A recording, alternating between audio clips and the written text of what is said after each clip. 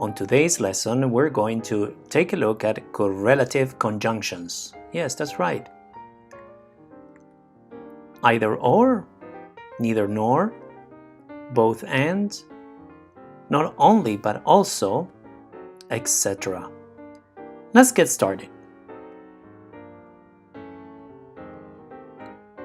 What is a conjunction? Well, a conjunction is a joiner, a word that connects parts of a sentence. There are three types of conjunctions: coordinating, subordinating, and correlative. So this is what we're going to talk about today, correlative conjunctions. Let's take a look at some of them. Either or. You either cook or clean the house. Underline, you will find the correlative conjunctions. Not only, but also. Not only is she beautiful, but she is intelligent also. Look at the placement of the pronoun and the verb. So we have the verb first, which is, then we have the pronoun, she. Not only is she beautiful, but she is intelligent also. Also at the end in this case. The next one, neither nor. Neither the basketball team nor the football team is doing well.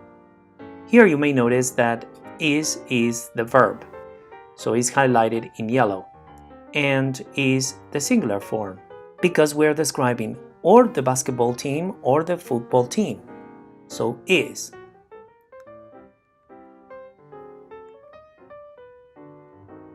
Other correlative conjunctions. Both ands. Both my cousin and my best friend like ice cream. Notice the verb like. It is highlighted in yellow, and it is using the plural form. Both my cousin and my best friend. So that means two people, so plural. So like, no likes. Whether or. So in this example, we have whether you stay or go is your decision. Is being the verb, is in the third person singular. Why? Because it's describing your decision. Just as so. So the example here is, just as many Canadians love hockey, so many Italians love soccer. So we have many Canadians love. Love is the verb, so is the plural form. And many Italians love, again, here is plural, so the verb stays in the plural form, so love. So there are many other correlative conjunctions, but these are the most important ones. They're used in pairs to join phrases or words that carry equal importance within a sentence. When using correlative conjunctions, you must ensure verbs agree so your sentences make sense. You make sure that pronouns agree, and also be sure to keep parallel structure intact. So let's take a look at each point then. Verbs must agree.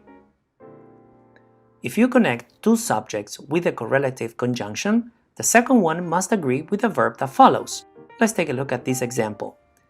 Every single evening, either the horned owl or the squabbling cats wake Samantha with their racket.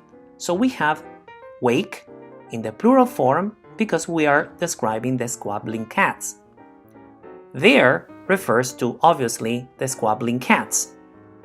Let's take a look at the same example with different word order. Every single evening, either the squabbling cats or the horned owl wakes Samantha with its racket. So here we have wakes. Why? Because we are describing the horned owl, so it's a singular verb form. And its is the pronoun that refers to the owl. That's right. Let's take a look at the second point. Pronouns must agree. When you connect two subjects with a correlative conjunction, the second one must agree with the pronoun that follows. Neither Joe nor his friends show their concern about what they ate at the restaurant that night. So we have the pronoun here is there. Why? Because we are describing his friends. Let's look at the same sentence with a different word order. Neither Joe's friends nor Joe show his concern about what they ate at the restaurant that night. So you can see the pronoun here is his, referring to Joe, right? So his concern. So Joe's concern. So pay attention to the pronoun. The third point, keep parallel structure intact. Be sure that you have equal grammatical units after both parts of the conjunction. You can have two main clauses like this. Not only did Joe grill a fish for Mary, but he also grilled for Tokyo her cat. Look at the order of the sentence in the first clause. We have did, so the auxiliary of the past tense. Then we have the subject and then we have a verb. So pay attention to this structure in the main clause, in the first main clause.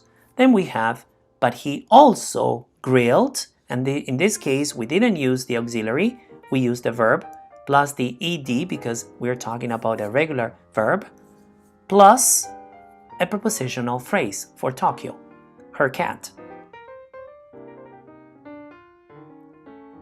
That is one option. You can have another option if you choose to.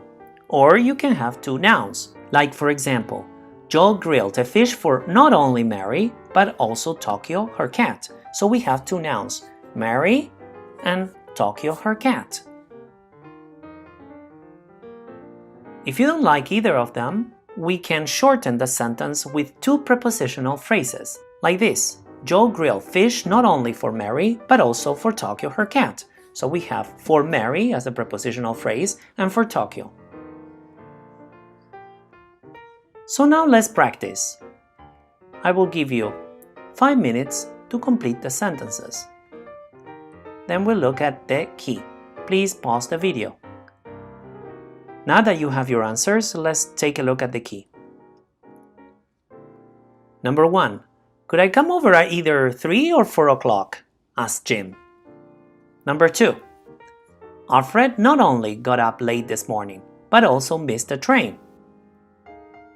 Number 3. I really need a holiday, but neither in Spain nor France. Number 4. I'm going to fish tomorrow, whether it rains or shines. Number 5. I don't like him. He's both rude and selfish.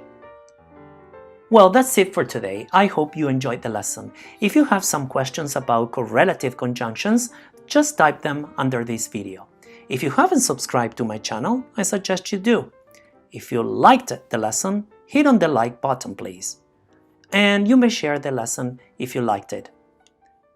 Until next time, bye-bye.